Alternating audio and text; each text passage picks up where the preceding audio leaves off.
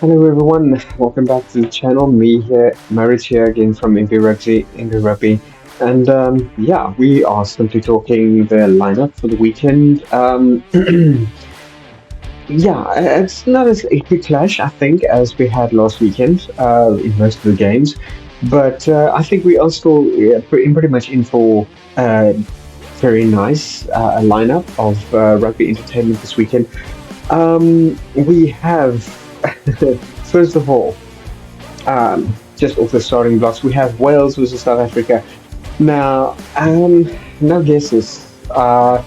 You know, my prediction will probably be South Africa by, say, 20 point margin. Um, yeah, I'm sorry.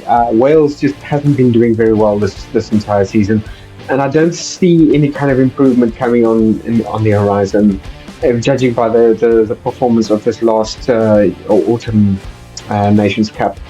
So yeah, don't think yeah we can expect miracles from the Welsh team here. They are facing an absolute powerhouse of the South African lineup. But yeah, without further ado, let's get into it. I mean, for Wales' side, starting lineup, we have got Gareth Thomas, Dewey Lake, we've got Archie Griffin, Will Rowlands, Chris Chiunza, excuse me, weird, uh, James Botham, Jake Morgan, and then Taylene Plumtree. Which is your basically your forwards. Tane Plumtree being your eighth man there. We've got Ellis Baven at number 9 for the scrum half. Sam Costello at number 10. At number 11, Rio Daya. We've got 12, Ben Thomas. Number 13, Max Llewellyn. And then Tom Rogers and Blaine Murray at number 14 and 15. The bench names over there is Ryan Ellis, Nicky Smith, Kieran Asatari, Freddie Thomas, Tommy Reffel, and then Roddy Williams, Eddie James, and Josh Hathaway, making up the 23 men there. Now, yeah, most of these guys we've seen them perform on the pitch this last season, and their attacks have been with quite a lot of effort.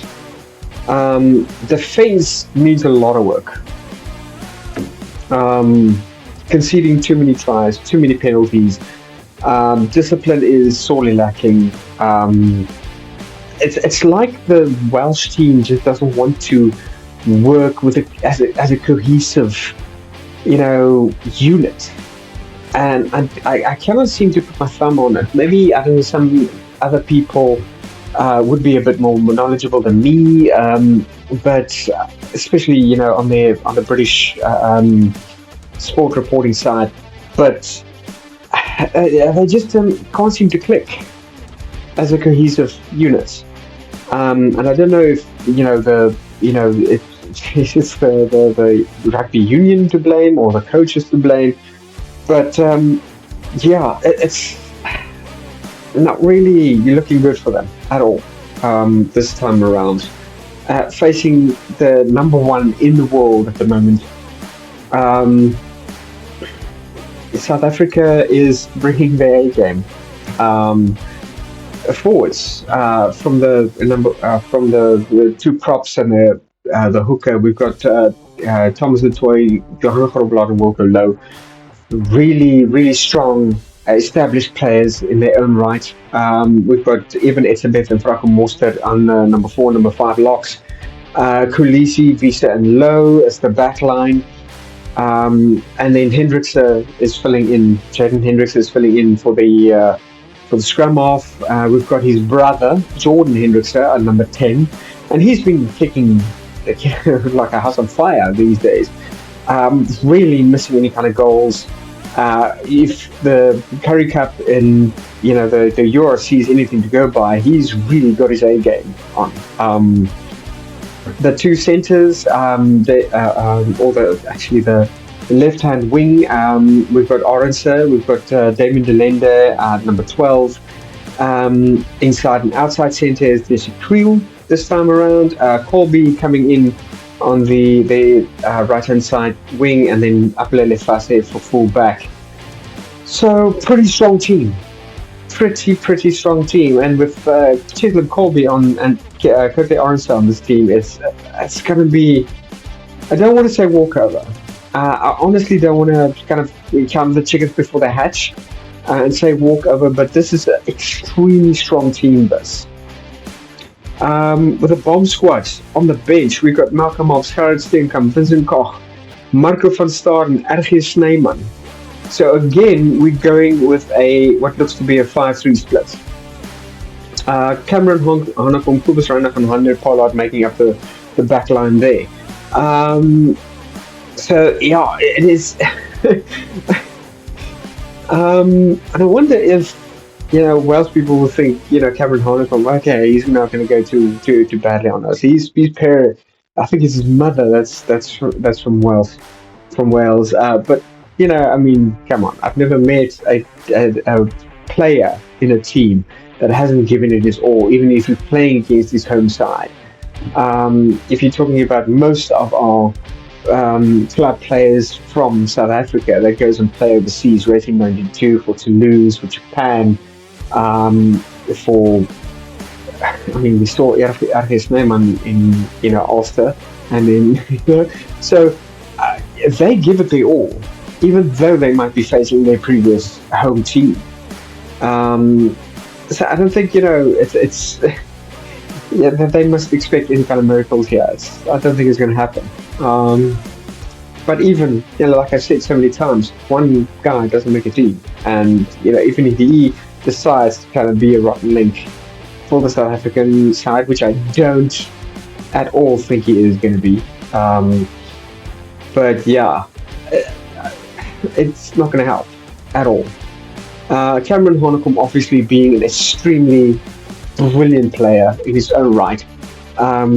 Really coming on strong this last season, I think in the Currie Cup, and ready to stamp down his name into the Springbok jersey. Absolutely looking forward to seeing him perform on the pitch. So we'll be looking at that. That's going to happen tomorrow afternoon around about 20 to 8. So get the beers ready, guys. Get the beers ready. For the Italian versus New Zealand game, that's going to be around about 10 past 10 tomorrow night. So yeah, we're looking at the Allianz Stadium in Italy. Of course, New Zealand winning the 4 of the 5 previous games that they faced against Italy. Italy winning 0. So yeah, percentage-wise for winning, we've got I think according to statistics, they reckon about 69%. Average points scored. Would be on the New Zealand side, and then we've got around about 10% on the Italy side, which I think is probably a giving a lot of slack to the Italian side. I think New Zealand's got a really good chance of actually making this kind of a walkover. Italy not doing particularly well in this autumn series, losing to Argentina, losing to most of the teams that they faced. So yeah, they lost. Let's see. They basically won against Georgia. They lost against Argentina, 1850, if you can remember that one. They lost against who was that? Samoa. Yeah, they lost 33-25 against Samoa. So Italy not doing very well. Obviously against teams like Georgia, they've been doing a lot better.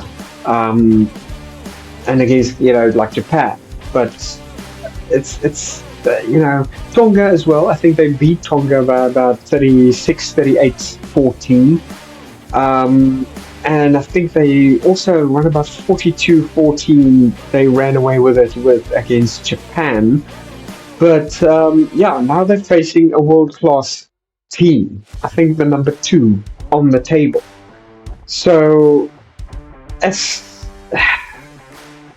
don't want to say walkover, but it really looks to be leading that way. Um, the teams for this one, Italy. Yeah, well, we've got Fischetti, we got Lucchesi, and then Ricciano as the first, the front row three.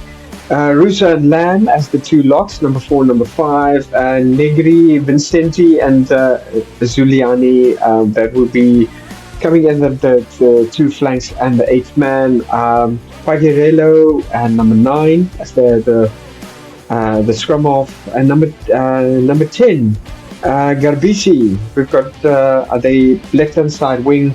We've got Leone, the inside and outside centers, followed by Manicello and then Ignacio Brex.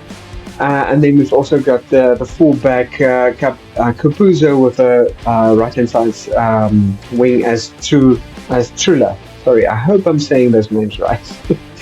Not so familiar with the Italian team. Substitutes there is Nocoretta, Spagolono, Simone Ferrari, Niccolo Canone, Asandro Ezenkor, and then Asandro Gabrisi coming in at number 21. And then Leonardo Marin and Marco Zanon as number 22 and 23 jerseys.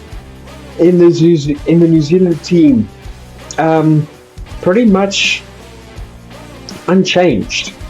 If we look at the front row, we've got De Groot, Ethan De Groot, Cody Taylor, and then Tyrell Lomax.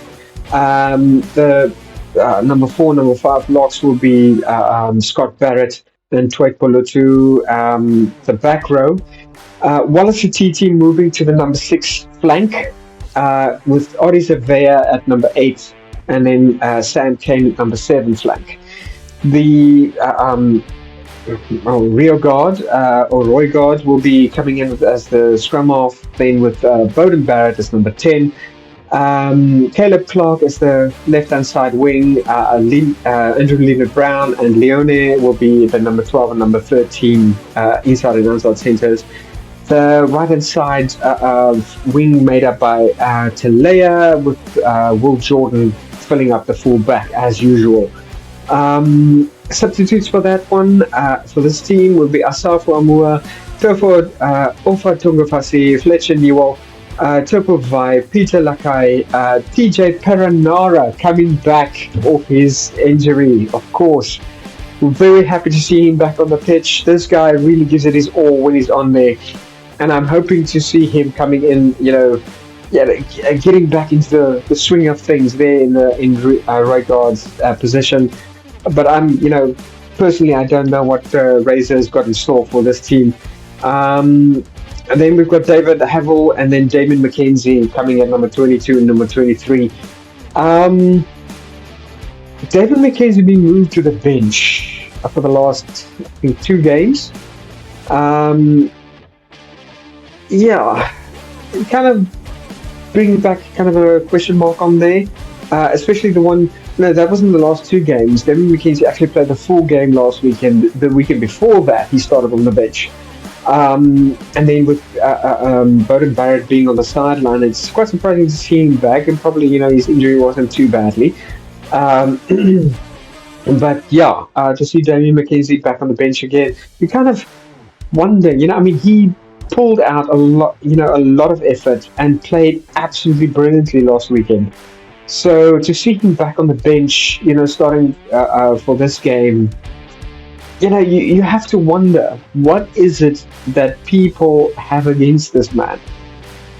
I don't know, maybe I'm just chasing up ghosts, but it seems like ever since that, a call from the rugby unions to Razor to drop McKenzie from the team, you kind of, why? What is the issue? I'd love to know. If somebody could explain to me what would be the issue of the, the governing body, the coaching team, and the unions. What is their issue with Damon McKenzie? If anybody could just maybe clear that up for me, I'd be greatly appreciative of that. For the rest of the weekend, we do have Scotland versus Australia, so this is going to be quite a clash. I'm actually looking forward to this one because uh, um, this is going to be a tough game. Australia and Scotland are formidable teams. Australia not doing too well, but they seem to have kind of made a change now recently with their last couple of wins. I think yeah, the last time against Wales, they won quite um, you know convincingly. I mean, 52-20. I think that that was the score. They beat England at 42-37. So the last two games for them was quite positive. So it looks like Australia is busy making a turnaround. Something might be going right, and then I hope they can actually keep up that trajectory as they go forward now from here on. Um, of course, first try wins. Scotland have proven about 26% of their games. They usually, get the win of the game after scoring the first try, and then compared to Australia's 19. So, the favour is leaning towards the Scots side, but it all remains to be seen here. Um, yeah, home team wins. Scotland normally takes about 40%. So, according to the stats. Um, so we've it's going to be a tough game for the Australians, but I really hope they can actually do something about it. Last five meetings that they have, according to the stats here, um, Australia won by 1 point on the 29th of October. That was on 20 in 2022. In the internationals in 2021, they lost to Scotland, 13-15. The one before that was on the 2017, 25th of November. They lost 53-20, 24. 53-24. They lost again in 2017, 24-19, and then in 2016 they won Scotland again by just 1 point. So, according to the stats, if we go by via history, things aren't looking that brightly for the Australians at this point. But once again, I hope they really can, pull their socks up, pull themselves toward themselves, and actually do something about this. Make a bit of a turnaround there, because these guys, they fight hard, and a lot of them play hard for this. Yeah, speaking from experience, you don't want to, especially disappoint your teammates. You don't want to disappoint your coaching team, and you certainly don't want to disappoint your country. I mean, I've never been, been in a position where I could play for my country, but it's the same for everything. You have a club, you have a school, a varsity, a province, that you are playing for, and you're playing for those fans. You're playing for the club. You're playing for the team. You have teammates that rely on you as a player, and you want to perform well for everybody. Um, England versus Japan. Yeah. My prediction here will be again England by about 30 points. England is a strong team. I don't want to say walkover, but I'm thinking it's a great possibility here. Japan, not performing too badly, but I mean, this is England.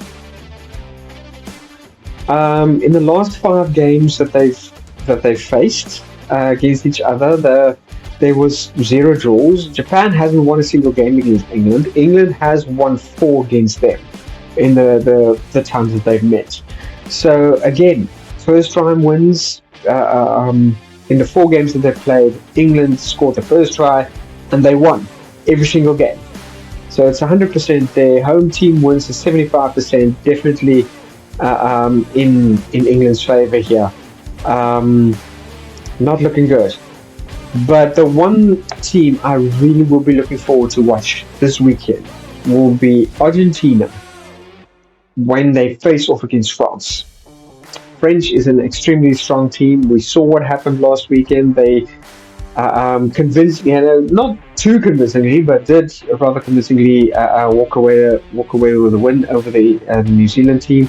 Um, but yeah, a lot of things did happen in that match that could contribute to the whole loss of the New Zealanders. But Argentina is now facing a whole new level of competition here, and they haven't been doing too badly.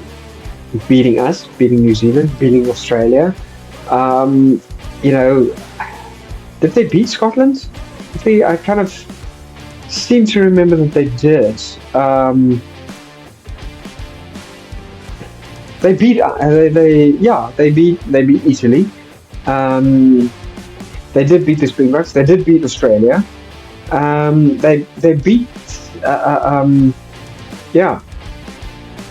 No, that was the last 5 games basically, only losing to us and Ireland, and then obviously New Zealand in the second round. For the Castle Lager incoming series.